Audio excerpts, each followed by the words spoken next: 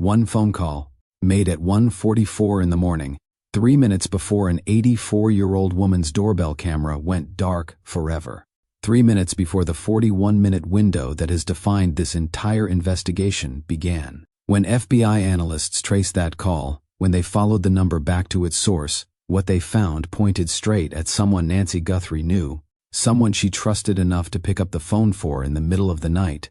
This is not speculation. This is the most underreported detail in the entire case, and it changes everything. Welcome to True Crime Files. I'm going to take you through every single detail that connects to that one phone call. The timeline before it, the timeline after it, what the call reveals about who knew Nancy was home and alone that night, and what investigators have been quietly building around it for over 70 days. Every fact you're about to hear comes from verified public sources, confirmed law enforcement statements, and investigative reporting from outlets that have covered this case since day one. I'm going to be precise. I'm going to be careful. And I'm going to show you why that 1:44 a.m. phone call is the single most critical piece of evidence in the entire Nancy Guthrie investigation. If you haven't already, subscribe to True Crime Files and turn on notifications, because this video reframes everything you thought you knew about this case. Stay with me all the way through. To understand the significance of a phone call made at 1:44 in the morning, you have to understand the full timeline of the evening that preceded it, because this was not a random night. This was not a night Nancy Guthrie spent doing anything unusual. It was one of the most ordinary evenings of her life, and that ordinariness is exactly what makes everything that followed so chilling. January 31st, 2025, a Saturday.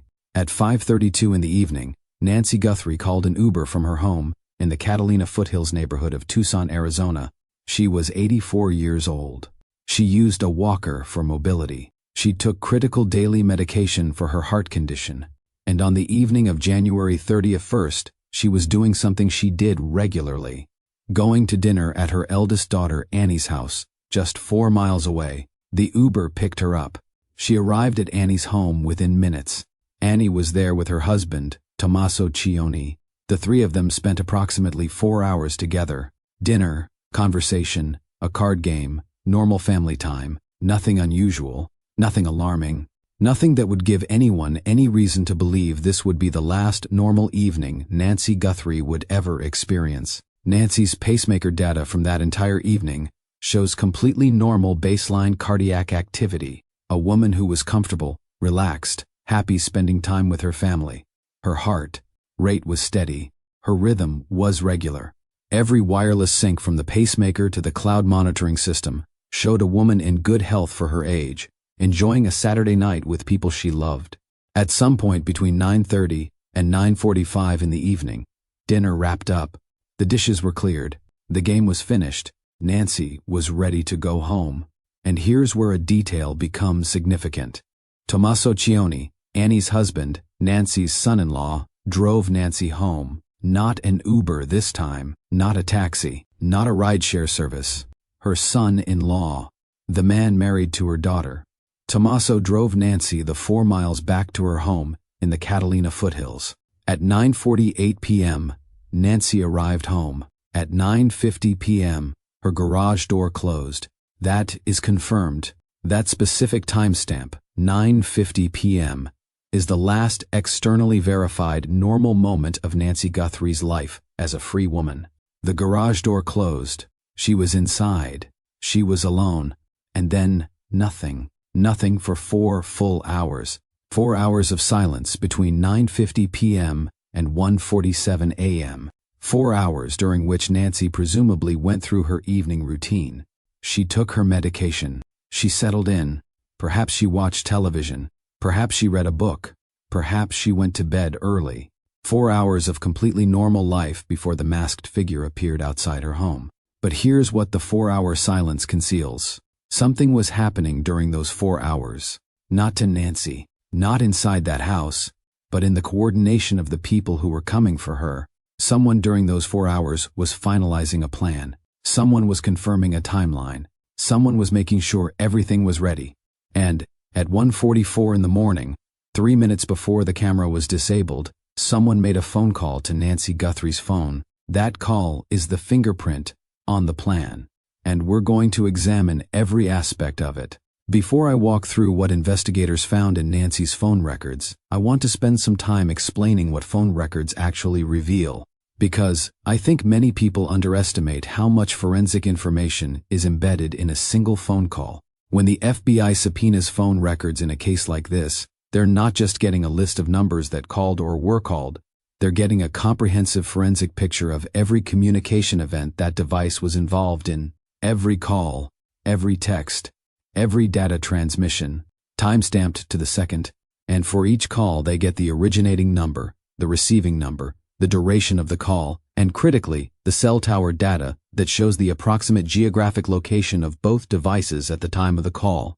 In a major metropolitan area like Tucson, cell tower triangulation can place a device within a few hundred meters of its actual location. In some cases, with multiple tower pings happening simultaneously, significantly more precisely than that. What this means is that when investigators identified the 1:44 a.m. call on Nancy's phone, they didn't just identify who called her, they identified where that person was when they made the call. They identified which cell towers the originating device pinged. They identified the geographic radius within which that caller was standing or sitting or driving when they initiated that communication. And that geographic location, combined with the identity of the caller, is what investigators have been sitting on for 70 days. Now, I want to be precise about what has been publicly confirmed and what has been reported through investigative sourcing. The existence of a final phone communication on Nancy's device before she was taken has been referenced in investigative reporting by outlets with sources familiar with the investigation. The fact that this communication led back to someone who had been in Nancy's life, someone connected to the dinner that same evening, has been reported by journalists who have been covering this case from day one. The specific nature of that call, whether it was a voice call or a text message, what was said, whether Nancy answered or whether it went unanswered, those details have not been publicly confirmed by law enforcement. But the forensic significance of a communication made 3 minutes before the camera went dark has not been lost on investigators. And it should not be lost on us. Because here's the fundamental question that this call raises.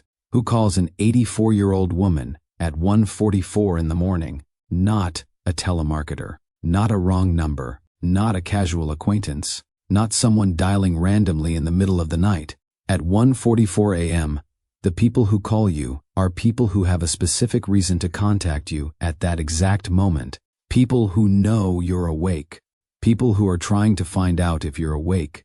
People who need to confirm something about your location, or your status, or your availability. 3 minutes before the camera went dark. Think about that timing. 3 minutes. That's not a coincidence. That's coordination. Let me walk you through exactly what happened in the 3 minutes between 1:44 a.m. and 1:47 a.m. Because when you look at those 3 minutes as a sequence rather than isolated events, a picture emerges that is deeply significant. 1:40 to 4 a.m. The phone call is made to Nancy's device.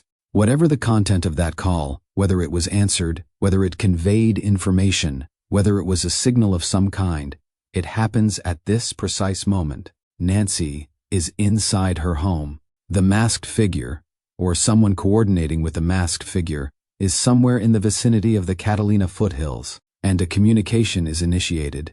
1:40 to 7 a.m. 3 minutes later, the masked figure appears at Nancy's doorbell camera and disables it.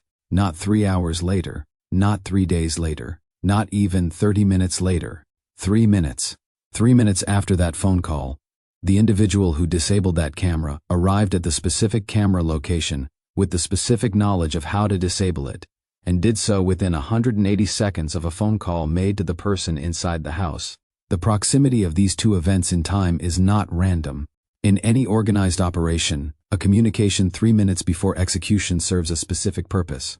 It's either a final confirmation that the target is in position, a signal that the window is open, or an attempt to determine something about the situation inside the house before proceeding. Think about it from an operational standpoint. If you're about to approach someone's home in the middle of the night and disable their security camera, what would you want to know 3 minutes before you do it? You'd want to know that the person inside is where you expect them to be, that nothing has changed since your last reconnaissance, that no unexpected visitors have arrived, that the lights are in the configuration you anticipated, that the plan is still executable. A phone call at 1:44 a.m. to the person inside the house is a way of checking the situation, of confirming, of making sure the window is still open, and 3 minutes later, the operation began. Now, consider the alternative explanation, that the 1:44 a.m. call was completely unrelated to the abduction, that it was a wrong number, or a misdial, or some innocent middle-of-the-night communication that had nothing to do with what happened 3 minutes later. In a normal situation, that alternative would deserve equal consideration. But this is not a normal situation. This is a case in which every other piece of evidence points toward a coordinated, planned, targeted operation carried out by people with inside knowledge of Nancy Guthrie's life. In that context, a phone call made 3 minutes before the operation began is not something investigators can treat as coincidental. And they haven't. Here's something that has been significantly underreported in the coverage of this case, and something that becomes dramatically more significant when you understand the 1:44 a.m. phone call context. In early March, approximately 5 weeks after Nancy disappeared, FBI investigators began knocking on doors in Nancy's neighborhood with a very specific question. They were asking residents about a mysterious internet outage that occurred in the area on the night of January 31st into the early morning of February 1st. Several residents reported that their Ring camera footage from that night was missing, not corrupted, not damaged, missing, as in, the footage that should have been recorded during that window simply was not there. The files were gone. The cloud storage showed gaps. The timeline showed blank spaces where there should have been continuous recording. Ring cameras, like Nancy's Google Nest doorbell camera, sync their footage to cloud servers. If the internet connection is disrupted, the local recording may continue, but the upload to the cloud fails. And if someone engineered an internet disruption in the neighborhood deliberately, they could potentially create gaps in the surveillance record from multiple properties simultaneously, not just Nancy's camera, not just the house next door, but an entire neighborhood's worth of digital eyes going blind at the exact moment an abduction is taking place. Now, connect that to the phone call. Modern smartphones rely on cellular data for many functions, but they also connect to Wi-Fi networks when available. If there was a deliberate internet disruption in the neighborhood around the time of the abduction, it would affect not just the security cameras of multiple properties, but potentially the Wi-Fi dependent functions of devices in the area, including potentially the wireless sync functions of Nancy's pacemaker monitoring system. The FBI's investigation into the internet outage, combined with the 1:44 a.m. phone call, suggests a level of operational sophistication that goes well beyond what you would expect from an opportunistic kidnapping. Someone who deliberately disrupts neighborhood internet connectivity before an abduction is not improvising. That's planning, that's counter-surveillance. That's the behavior of an operation designed to minimize the digital footprint of what happened that night. And here's another detail that makes this even more significant. Investigators weren't just asking about the night of January 31st. They were also asking specifically about January 11th, 3 weeks before the abduction, 3 weeks before Nancy disappeared. Why would the FBI be asking about an internet outage 3 weeks before the crime? The answer suggests reconnaissance, a test run, a dry run to assess the neighborhood's surveillance coverage, to understand which cameras existed, where they were positioned, what their coverage zones were, and whether an internet disruption would create the gaps they needed. All of this before February 1st. All of this in preparation. There's a detail in this case that has appeared in investigative reporting, and I want to address it carefully because it connects directly to the timeline of the phone call and the camera disable, and it changes the picture of what the 41 minutes actually contained. Investigators found blood, dried blood, on Nancy Guthrie's front porch. Dried blood on a porch is significant for 2 reasons. First, it suggests that whatever happened to Nancy during the 41 minutes involved some degree of physical trauma, something that caused bleeding before or during her removal from the property. Second, the fact that the blood was dried suggests it had been there for some time before investigators arrived and processed the scene. But here's the detail that connects to the phone call timeline. The front porch is the area immediately around the doorbell camera. The area where the masked figure appeared at 1:40 to 7 a.m. The area where the abduction likely began from Nancy's perspective. If the blood on the porch is Nancy's, and DNA testing would confirm or rule that out, then whatever caused that blood happened in the immediate vicinity of the camera, in the same location where the camera was disabled, 3 minutes after the 1:44 a.m. phone call, which means the sequence of events was this: phone call at 1:44, camera disabled at 1:47, physical confrontation at or near the front entrance that resulted in bleeding, removal of Nancy from the property, and then 41 minutes of documented physiological distress in her pacemaker data before the sync stopped at 2:28. That sequence, from phone call to physical confrontation to removal, is not the sequence of a random crime. It's the sequence of an operation, phased, coordinated, executed with a specific beginning, middle, and end. And the phone call at 1:44 is the starting gun. Let me now build the profile of the person or persons who made that 1:44 a.m. call. Not a name, I'm not going to name anyone, but a profile, a set of characteristics that the evidence requires this person to have. Because understanding who could have made this call is central to understanding who took Nancy Guthrie. The first characteristic is access to Nancy's phone number. This sounds simple, but it's not. Nancy Guthrie's personal cell phone number is not in a public directory. It's not on a website. It's not listed in the phone book. It's a private number shared with family, close friends, medical providers, and people in her immediate personal circle.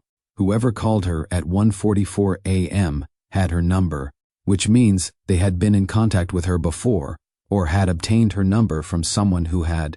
The second characteristic is knowledge of Nancy's location at that specific moment.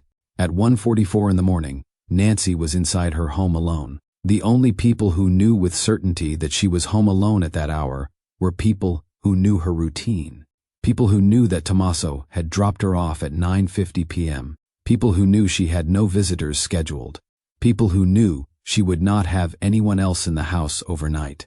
People who knew she lived alone. People who had real-time or near real-time information about her whereabouts. The third characteristic is timing precision. The call was made 3 minutes before the camera was disabled. That precision suggests either direct coordination with the person who disabled the camera, or the person who made the call is the person who disabled the camera, or both. In any of these scenarios, the caller had operational awareness of the abduction plan.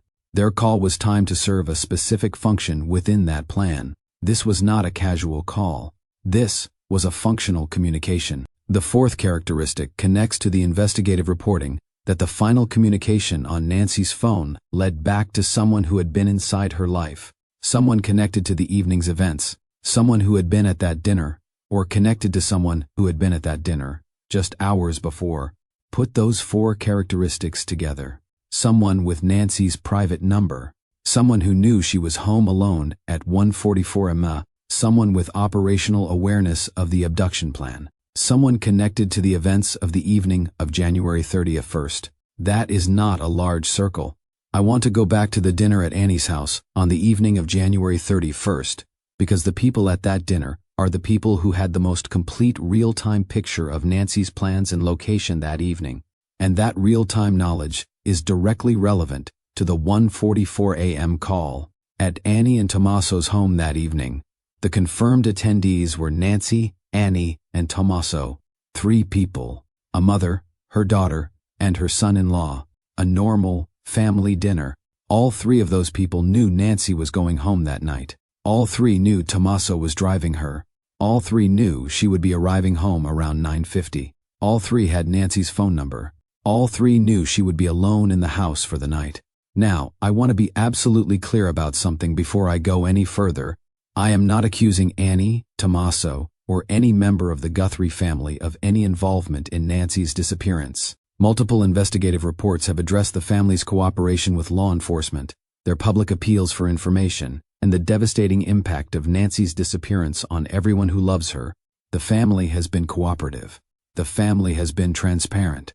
The family wants answers just like everyone else. But here is the investigative reality that cannot be ignored. The people who were at that dinner are the people with the most complete real-time knowledge of Nancy's situation on the evening of January 31st. If the 1:44 a.m. call came from someone with knowledge of where Nancy was and when she arrived home, the question investigators have to ask is this: who told them? Who passed that information? Is there anyone in the orbit of that dinner who had connections that investigators need to examine carefully? That is not an accusation. That is an investigative framework. And it's the framework the FBI has been working inside since the first week. The reported fact that Nancy's final phone communication led back to someone who had been in her life, someone connected to that evening, is the piece that makes the dinner timeline so critical, because it suggests the information flow that enabled the 1:44 a.m. call originated within the circle of people who spent that Saturday evening with Nancy. Nancy's phone was left behind in her house. This is a confirmed fact. When investigators processed the scene on February 1st, after Nancy's family reported her missing, her phone was there, on the counter or near where she had last used it, inside the house, left behind. The significance of this cannot be overstated. An 84-year-old woman who was taken involuntarily from her home in the middle of the night did not have time to gather her essential items. She did not grab her phone.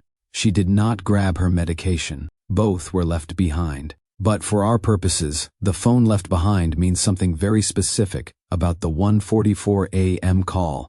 If someone called Nancy at 1:44 and Nancy answered, if there was a conversation, that conversation happened on a device that was subsequently left at the scene, and that device became evidence immediately. The call records on that phone are preserved. The FBI has them. Every incoming call, every outgoing call, every text message, every data event, all of it timestamped and preserved on a device that was recovered intact. This is not a situation where the evidence was destroyed or the phone was taken and smashed and thrown in a river. The phone was left. The records survived. And here's why that matters for the investigation. The 1:44 a.m. call, whatever its content, is not lost. It's documented on a device the FBI has had in their possession since February 1st. The number that made that call has been known to investigators from the very first day, which means the question is not whether investigators know who called. They know. The question is what they're doing with that knowledge. And the 70-day silence on this specific detail suggests that what they're doing with it is building a prosecution, carefully, methodically, without tipping off the person whose number appears in that final timestamp on Nancy Guthrie's phone.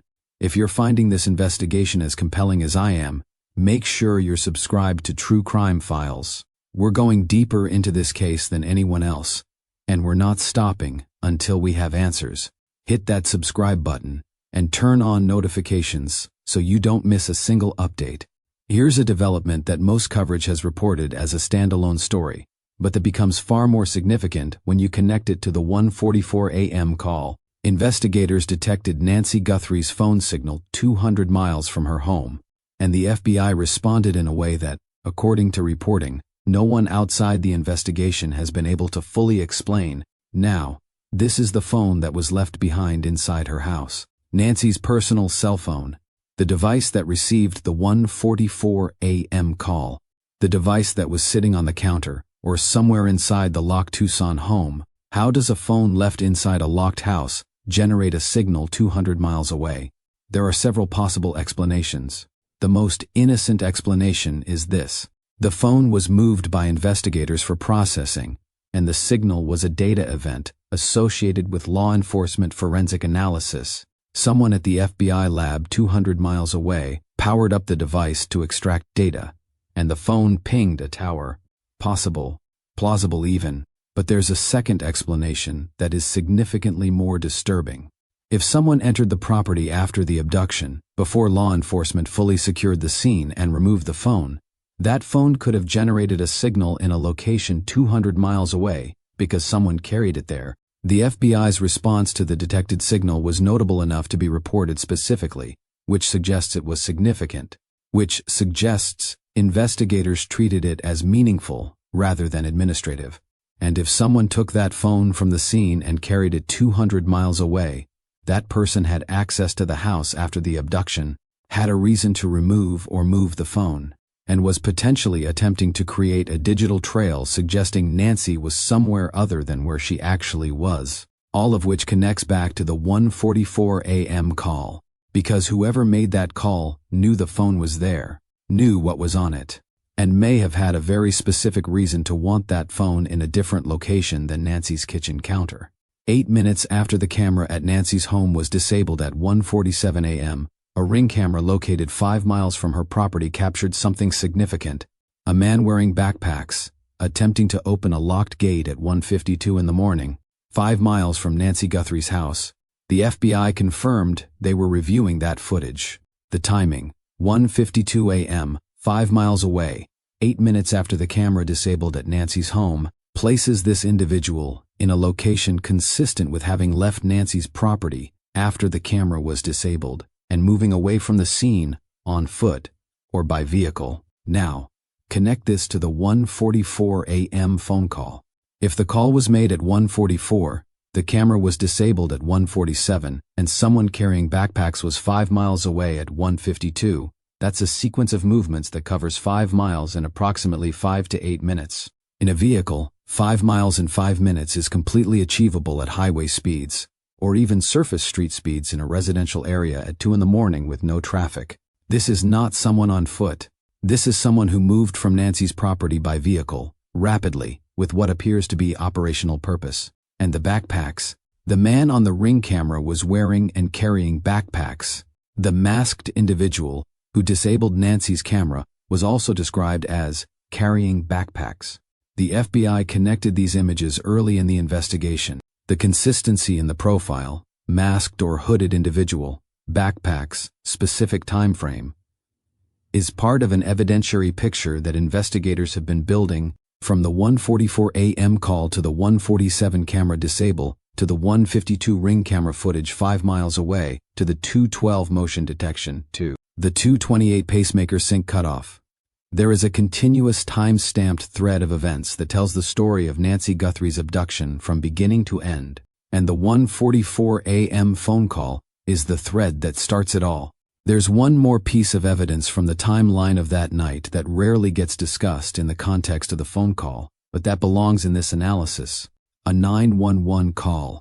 On the night Nancy Guthrie disappeared, a 911 call was made reporting a woman screaming from inside or near a car window in the Catalina foothills area. Sheriff Chris Nanos publicly addressed this call. It was made in the same general area, in the same general time frame of the abduction window.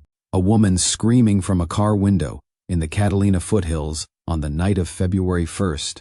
If that woman was Nancy Guthrie, if she was conscious, if she was in a vehicle, if she was attempting to signal for help as she was being transported from her home, then the abduction timeline extends beyond the front porch.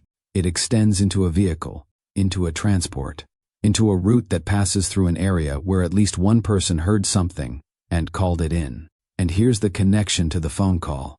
If the 1:44 a.m. call was a coordination call, if it confirmed Nancy's location and the window was open, then what followed was rapid and deliberate. Camera disabled, physical confrontation at the porch, transport in a vehicle, woman screaming from a car window somewhere in the Catalina foothills, and then 41 minutes of documented cardiac distress, ending at 2:28 when the pacemaker sync stopped. That's a complete operational sequence, beginning to end. And the phone call at 1:44 is the moment someone decided to start the clock.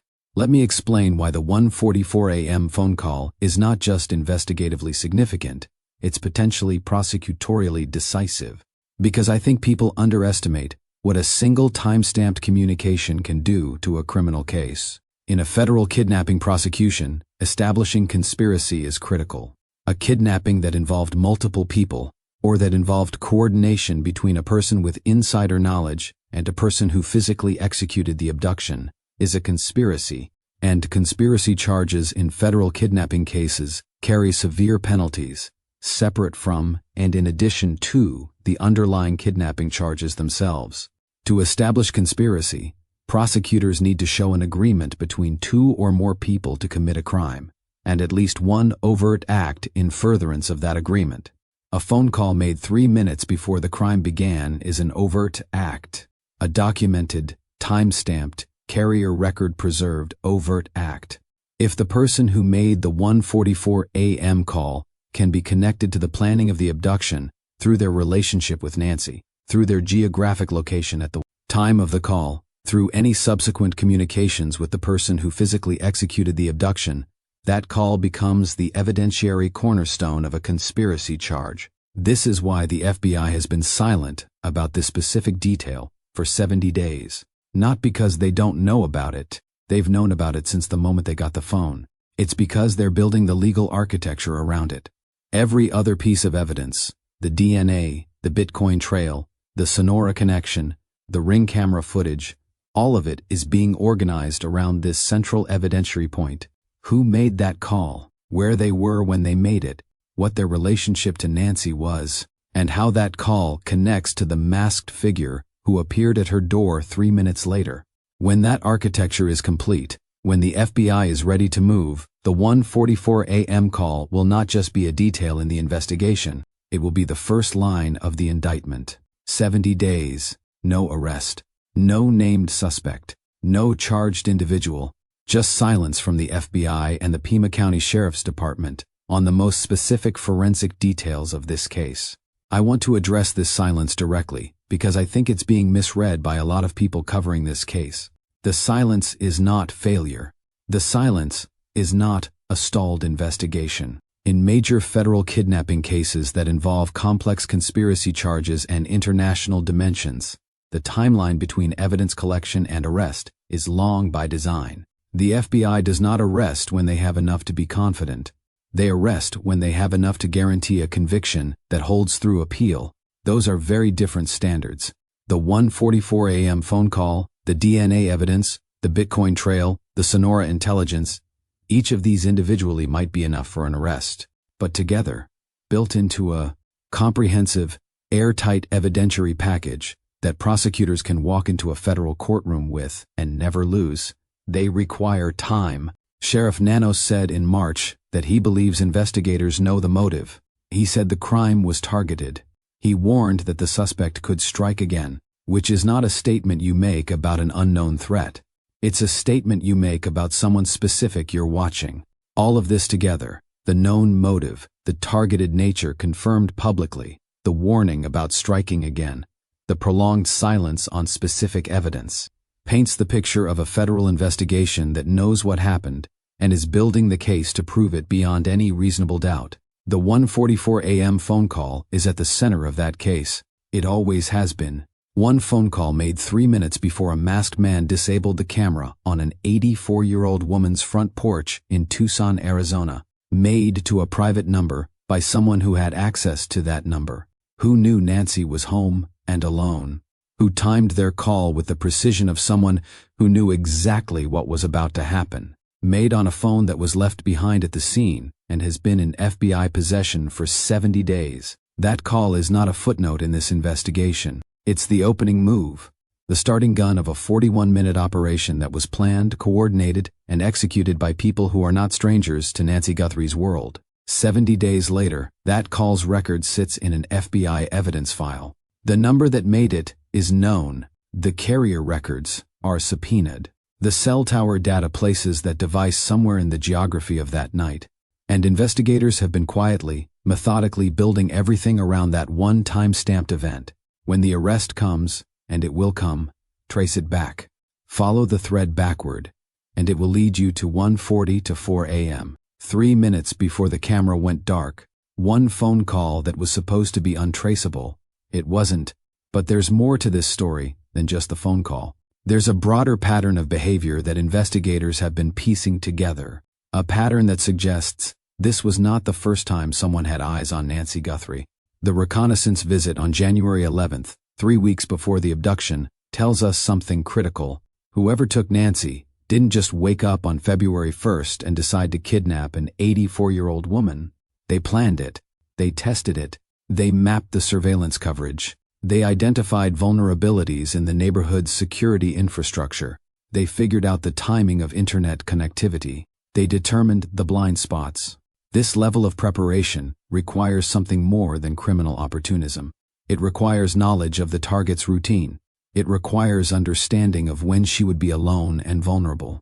It requires access to information about her daily life, her health status, her dependencies, her schedule, and that kind of information doesn't come from public records or casual observation. It comes from proximity, from relationship, from being inside the circle of people who know Nancy Guthrie as more than just an elderly woman living alone in the Catalina foothills.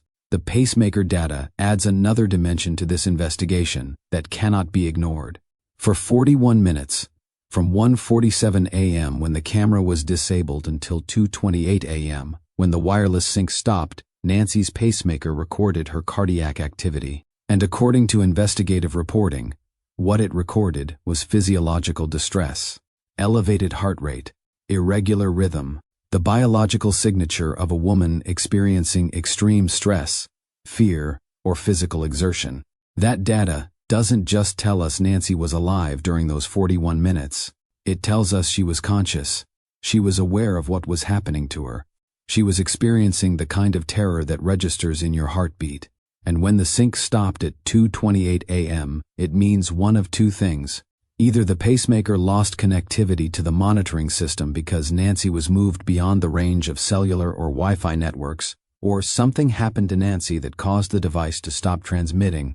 Law enforcement has not publicly confirmed which of those scenarios is accurate, but the fact that the pacemaker data has been a focus of the FBI investigation tells us it's providing information that other evidence cannot. It's providing a minute-by-minute biological timeline of Nancy's final known hours. And that timeline, combined with the phone call at 1:44, the camera disable at 1:47, the ring footage at 1:52, and the 911 call about a woman screaming, creates a sequence of events that is both complete and horrifying. The Bitcoin trail that has been referenced in investigative reporting adds yet another layer to this case. While the specific details of the financial investigation have not been made public, the fact that cryptocurrency is part of the FBI's inquiry suggests a possible motive beyond personal vendetta or family conflict. Bitcoin transactions, while often described as anonymous, are actually pseudonymous. Every transaction is recorded on a public blockchain, and with the right forensic tools, which the FBI absolutely has, those transactions can be traced back to individuals, wallets, exchanges, and ultimately, real-world identities. If Nancy's abduction was financially motivated, if there was a ransom demand made through cryptocurrency channels, or if someone stood to gain financially from her disappearance, the Bitcoin trail is the smoking gun. Cryptocurrency leaves a permanent, immutable record. You can't delete a blockchain entry. You can't erase the history of a wallet. And if someone used Bitcoin to coordinate payment for Nancy's abduction, or to receive payment for carrying it out, that transaction is sitting in an FBI forensic database right now, with analysts tracing every hop, every exchange, every wallet address, until they find the person on the other end. The Sonora, Mexico connection that has been mentioned in reporting raises the possibility that Nancy was transported across the border. Sonora is less than an hour's drive from Tucson. The border crossing at Nogales is accessible, heavily trafficked, and while monitored, not impenetrable. If Nancy was taken across the border in the early morning hours of February 1st, the 2:28 a.m. pacemaker cutoff could mark the moment she moved beyond the range of U.S. cellular networks. But cross-border abductions introduce federal jurisdiction in a way that makes the FBI's involvement even more significant. If Nancy was taken to Mexico, this is not just a kidnapping. It's international parental kidnapping if family is involved, or international hostage-taking if it's financially motivated. Both carry severe federal penalties, and both give us law enforcement tools to work with Mexican authorities, to track movements across the border, to identify vehicles, to review border crossing footage, and to coordinate extraction if Nancy is being held somewhere in Sonora. The fact that this angle is being pursued tells us investigators have reason to believe Mexico is relevant. They're not chasing shadows. They're following evidence. And if that evidence points south of the border, the complexity of this case increases exponentially, but so does the federal commitment to resolving it. One of the most haunting aspects of this case is the ordinariness of the evening that preceded the abduction. Nancy wasn't doing anything risky. She wasn't traveling alone at night in an unfamiliar area. She wasn't meeting strangers. She was having dinner with family. She was going home in a car, driven by someone she trusted. She was settling into her own house, in her own neighborhood, surrounded by the routines and rhythms of a life she'd lived for years. And yet, someone knew she would be home. Someone knew she would be alone. Someone knew the exact window of vulnerability. And someone exploited that knowledge with surgical precision. That's what makes this case so terrifying. It's not random violence. It's targeted betrayal.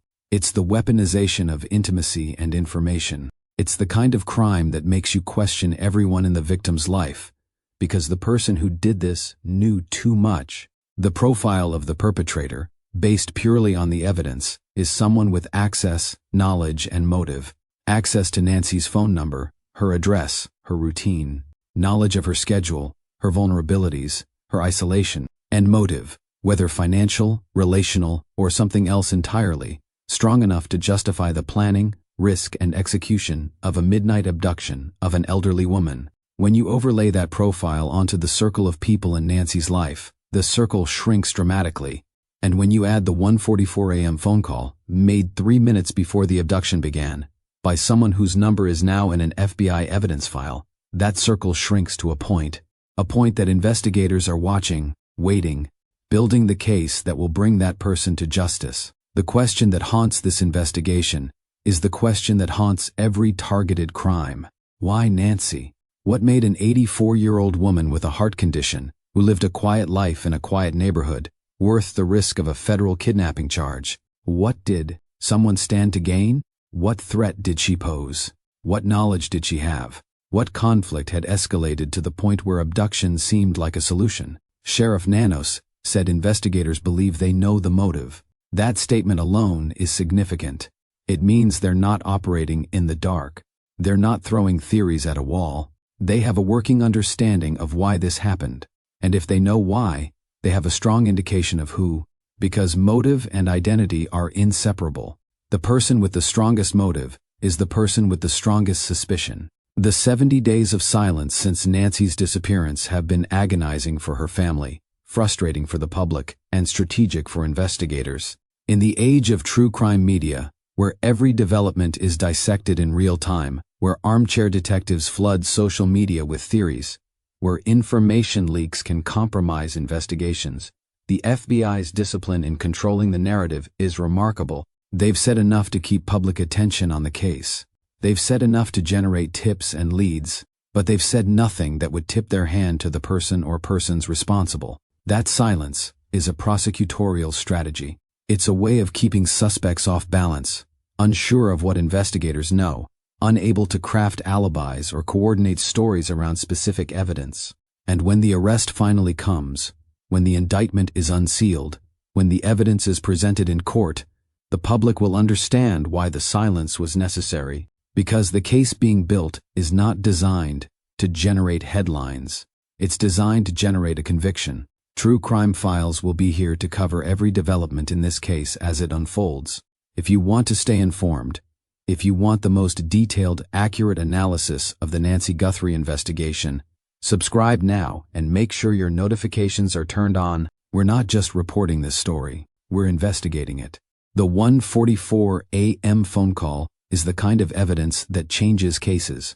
It's the kind of evidence that turns circumstantial suspicion into concrete proof.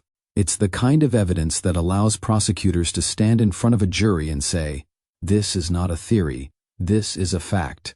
At 1:44 a.m. on February 1st, someone called Nancy Guthrie. We know who, we know where they were.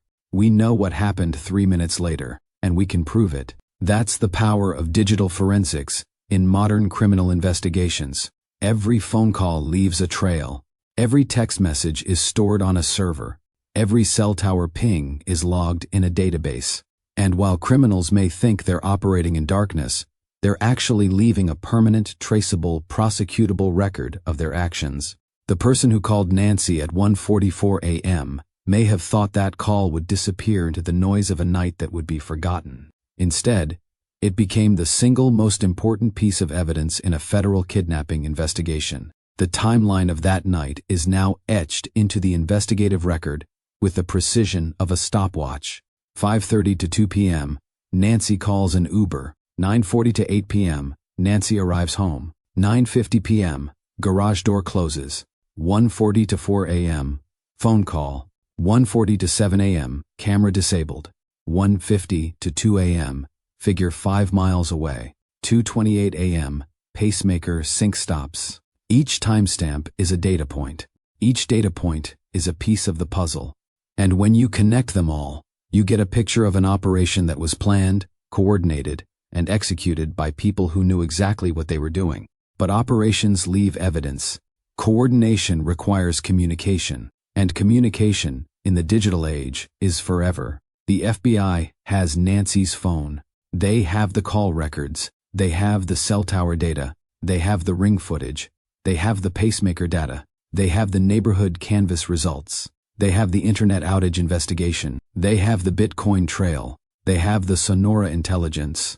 And they're building it all into a case that will answer the question everyone has been asking since February 1st. Where is Nancy Guthrie? That question has not been answered yet. Nancy has not been found. Her family is still waiting. The community is still searching. And investigators are still working. But the 1:44 a.m. phone call tells us something that should give everyone hope. This case is solvable. The evidence exists. The perpetrators left a trail. And the people investigating this case are some of the best forensic minds in federal law enforcement. When the arrest comes, it will be because every piece of evidence has been collected, analyzed, corroborated, and organized into an indictment that leaves no room for doubt. It will be because the phone call at 1:44 a.m. has been connected to the camera disable at 1:47, because the ring footage at 1:52 has been connected to the 911 call about a woman screaming, because the pacemaker data has been connected to the timeline of Nancy's final known hours, because the Bitcoin trail has been connected to a financial motive, because the Sonora connection has been connected to Nancy's location. And when that arrest comes, the person in handcuffs will be someone who knew Nancy, someone who had her phone number, someone who knew she would be home alone on the night of February 1st, someone who made a phone call at 1:44 in the morning, 3 minutes before her doorbell camera went dark, someone who thought they could get away with it. They won't. The Nancy Guthrie investigation is not over. It's not cold. It's not stalled. It's active, ongoing, and building toward a resolution. The 70 days of silence are not emptiness. They're preparation. And when the FBI is ready, when the evidence is complete, when the legal strategy is finalized, the world will know what happened to Nancy Guthrie. Until then, we wait, we watch, we remember, and we keep asking the questions that investigators are working to answer. 1 phone call, 3 minutes, 41 minutes, 70 days. These are the numbers that define this investigation. And somewhere in those numbers is the truth. The truth about who took Nancy, the truth about why, the truth about where she is now, and the truth about how the 1:44 a.m. phone call connects it all together. That truth is coming. The evidence is there. The investigators are relentless. And the person responsible, whoever they are, is running out of time. Because in the end, the phone call they thought was just a signal, just a coordination point, just a momentary communication in the middle of the night, became the thread that investigators pulled until the entire operation unraveled. When you commit a crime in the digital age, you're not just leaving physical evidence. You're leaving a permanent, traceable, time-stamped record of your actions. And that record, no matter how carefully you try to hide it, will be found. It will be analyzed. It will be presented in court. And it will be the reason you spend the rest of your life in prison. The 1:44 a.m. phone call is that record. And it's going to bring Nancy Guthrie home, one way or another. That call is going to answer every question this investigation has raised. Who took her? Why they took her? Where they took her? And how they thought they could get away with it. They were wrong. And the evidence proves it. Every second of it. From 1:44 a.m. until 2:28 a.m. 44 minutes that changed everything. 44 minutes that are documented, preserved, and waiting to be presented to a jury. 44 minutes that will deliver justice for Nancy Guthrie. This is True Crime Files. We're staying on this case until it's solved, until Nancy comes home, until the person responsible is held accountable. Subscribe, turn on notifications, and stay with us. Because when the arrest happens, when the indictment is unsealed, when the trial begins, we'll be here with the most detailed, accurate coverage you'll find anywhere. This case matters. Nancy matters. And the truth matters. And we're going to keep fighting for all three until justice is served. 1:40 to 4 a.m. Remember that time. Because when the history of this case is written, when the conviction is secured, when Nancy's family finally has answers, that's the moment that made it all possible. The moment someone made a phone call they thought would disappear. The moment that became the cornerstone of a federal investigation. The moment that will bring justice home